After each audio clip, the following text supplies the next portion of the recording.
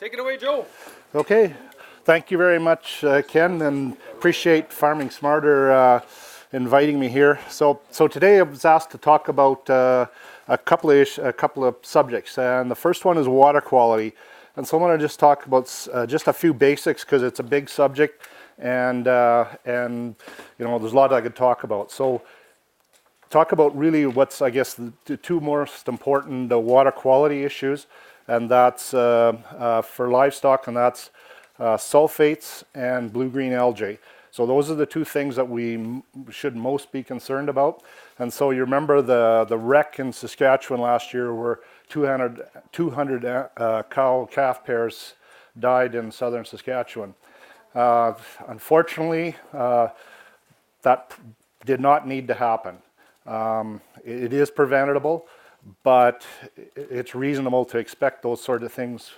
A lot of producers don't test their water, and so they would have figured that out had they tested their water to begin with. So sulfates are generally the biggest issue. It's big down there, and it's actually, this area is also bad for sulfates. Most people know sulfates as alkali. Alkali is typically sodium sulfate, and those two things double whammy together to cause problems for cattle. So how big a problem is it? Well, like I said, in this area, very, very common. Sulfates below 1,000 parts per million or milligrams per liter, it means the same thing. Below 1,000, we don't worry about it. Between 1,000 and 2,500 ppm, you know, we should be concerned. It can start to limit the herd health, the viability, you know, for birthing, all that sort of stuff. And then above 2,500 parts per million or milligrams per liter, we definitely need to be concerned.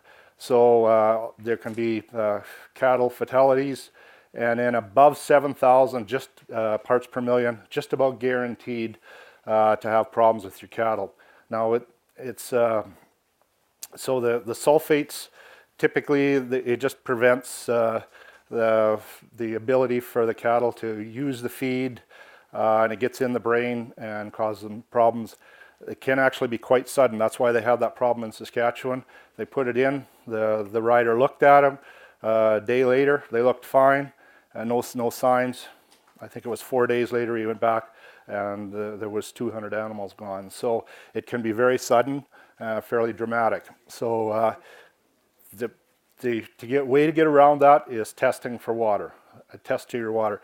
It's a very inexpensive testing. You can get it through, with cattle you have to go through a private lab, but it's typically under, I think the tests are normally under $80 a test. $80 compared to the cost of an animal, it's very small. So I recommend if you have a surface dugout from runoff, that you get that water tested.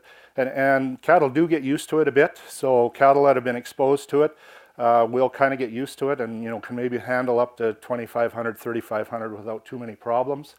But the big issue is if you've got cattle on pretty good quality water, and then you take them to some different pasture, you know, maybe this is a pasture you're now going to rent, that's where you can have big problems, and that's what happened in Saskatchewan. So really be cautious if you're moving your cattle onto a new pasture you're not familiar with. And so now these sulfates, there is no water treatment, so you can't go dump a bag of something in and fix it, or even put it through a filter. The only way of really filtering it out is reverse osmosis, which you'd never do for cattle. So it's kind of about the only thing you can do is move them to a different water source or dilute it. So they say, you know, solution is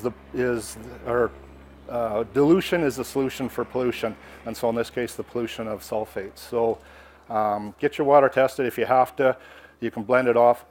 Having said that, like last year we had lots of problems. I had many producers from this area north of here call me, and because that warned them, and they tested, and sure enough their sulfates were high. So very common last year, because we had several wet years where surface runoff from large rains was washing across the soil, and that white soil you'll see is sulfates, and it washes into the dugouts. and sloughs, and that's what caused the problem. This year I'm hoping to see less of a problem. I've not had a lot of producers contact me this year. Maybe out of ignorance in their case, I don't know, but because the ground was frozen when the runoff is, maybe it diluted those dugouts a bit, just with better quality water. So pay attention to that. So the other issue is blue-green algae. Now, blue-green algae is a misnomer. Blue-green algae is actually cyanobacteria. So lots of people phone me and say they have algae in their water. Is it the bad kind or not? Well, chances are it is cyanobacteria. Cyanobacteria is bad. Regular algae is really not a problem, other than being a nuisance. So, but it's most common to have blue-green algae in our water. Just that it's very, I guess, competitive, over-competitive with the other algae. So often you'll see that. And I forgot to mention, so if I go by a dugout and I don't see algae in it, that's often a sign. This time of year, if I don't see algae in it, it's often a sign we have high sulfates, because algae doesn't like to grow in high sulfates. Nothing can live in there, including cattle. But if I see algae, 9 times out of 10, it's blue-green algae. And blue-green algae, aka cyanobacteria, there's 131 varieties that we know of in Alberta, approximately, and many of those, probably over 100, can have toxins in them that can be deadly to animals. And so every year we usually hear of 20 or 30 cattle dying from blue-green algae, the toxins in that. And that toxin is contained in this cyanobacteria cell. And so cyanobacteria looks and acts like an algae, so that's why we've always called it an algae, but it is this bacteria with this toxin. And there's different kinds of toxins. There's actually some toxins that are so bad that when the cattle goes in, they sometimes won't come out of the water. They die that quickly. Others just get sicker and sicker and sicker, and will last a week or two and then perish. So if it's that type of toxin, sometimes moving them to good quality water, if you get it soon enough, they can recover. So now, as far as understanding whether or not you have it or not, that's the issue. Really paying attention to your water source is really key. So whether it's sulfates or, in this case, blue-green algae, going out and looking at it. If you see an algae problem, you should be concerned. And so I got a couple of photos here. I think I'll just pass them around.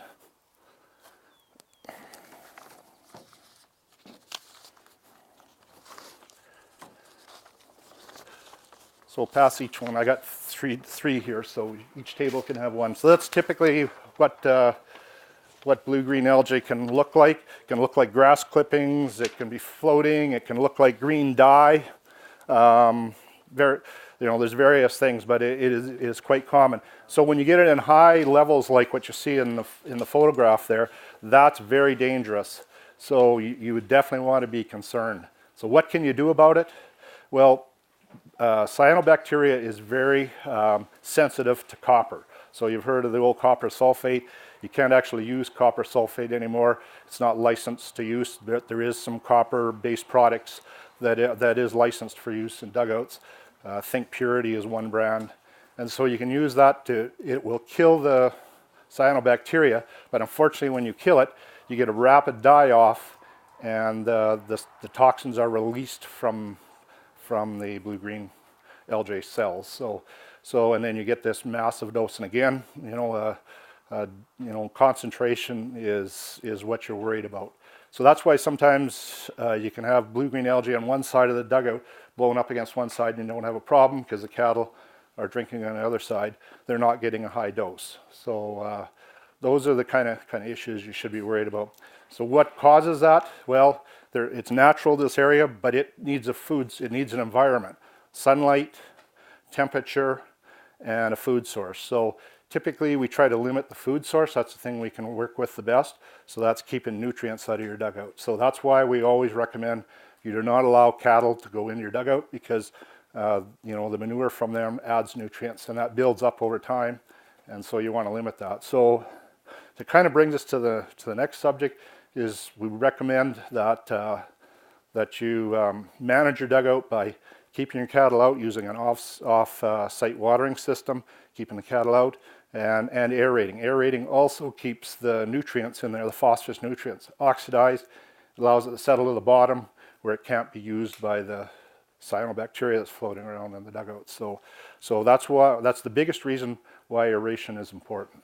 So, and then of course off-site watering systems. So that brings me to the next subject. So I'm going to talk also about the Canadian Agricultural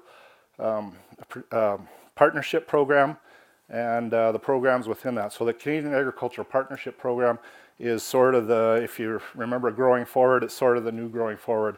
It's a federal, provincial, territorial cooperative initiative to help the agriculture industry with issues. So in my case, I work with the Farm Water Supply Program. In that program, we provide funding for delivering or paying for water sources and protection of some existing water sources. So the CAP Farm Water Supply Program funds water wells, new water wells, dugouts, spring developments, dam construction, and then also off-site watering systems for existing dugouts and existing springs. So, and that's because we want to protect those existing water sources. Existing wells are not eligible because they're not for an off-site watering system funding on that because they're not a vulnerable water source. If you have a well, cattle can't get in the well, but they can get in the dugout, so that's why we fund that. So off-source watering systems are eligible for funding on new and some existing water sources, as well as the funding for the development of new water sources. In order to be eligible, you have to be an agriculture producer. You have to meet all applicable legislation on the project, and the project must be previously identified on an approved long-term water management plan. And so that means that as a producer, you would have to develop a long-term water management plan. We have a template for that. It takes most producers about an hour or so to complete it. Then it comes to a water specialist, which I'm one of them, for approval. And the water specialists work with you to get everything in order on that plan. Once we approve it, then you can go ahead and incur costs. There's no retroactivity, so if you start the project or incur any costs before construction, then you will not be eligible. There's also, under the stewardship program, so those are on man-made water sources. Also on the stewardship program as a grazing management program that funds the natural water bodies. So rivers, streams, sloughs, those sort of things. Then they have off-site watering systems are eligible in that program because they want to protect those natural water bodies. So the Farm Water Supply Program typically reimburses 33% to a maximum payment of $5,000. So in other words, you'd have to spend $15,000 to max out, and that's per producer per the life of the program. So, and yeah, so I think that's probably it. And yes. How about pipelines? Is the government the pipeline to his pasture? Yes, probably pipelines are, they're kind of in a little bit of a gray area, but generally pipelines are eligible, yes. So, yeah, and so sometimes depending on where the water source is, it comes out of our Farm Water Supply Program or the Stewardship Grazing Management Program. Okay. Okay, and... Okay, join me in thanking Joe. So my cards are here, I'm around, so if anybody's got any questions, just give me a shout later.